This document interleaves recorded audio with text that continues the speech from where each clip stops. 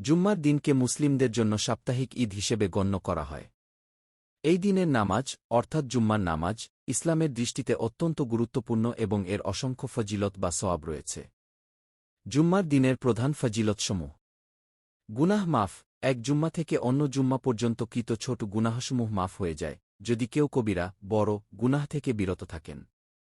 সর্বশ্রেষ্ঠ দিন। রাসূলুল্লাহ বলেছেন, সূর্য উদিত হওয়ার দিনগুলোর মধ্যে জুম্মার দিনই সর্বোত্তম। এই দিনেই কে সৃষ্টি করা হয়েছিল। এক বিশেষ মুহূর্ত, কবুলিয়াতের সময়। জুম্মার দিনে এমন একটি বিশেষ মুহূর্ত রয়েছে, যখন কোনো মুসলিম বান্দা আল্লাহর কাছে যা প্রার্থনা করেন, আল্লাহ তা কবুল করেন। এটি সাধারণত আসর এবং মাগরিবের মধ্যবর্তী সময় বলে অনেকে মনে করেন। এক বছরের সওয়াব। যে ব্যক্তি ভালো করে গোসল করে, উত্তম পোশাক পরিধান করে, সুগন্ধি ব্যবহার করে এবং তাড়াতাড়ি মসজিদে যায়, তার প্রতি কদমে এক বছরের নফল রোজা ও নফল নামাজের সওয়াব পাওয়ার প্রতিশ্রুতি রয়েছে। ফেরেশতাদের হাজিরা। জুম্মার দিনে ফেরেশতারা মসজিদের দরজায় দাঁড়িয়ে থাকেন এবং আগে আগমনকারী ব্যক্তিদের নাম ক্রমানুসারে লিখতে থাকেন।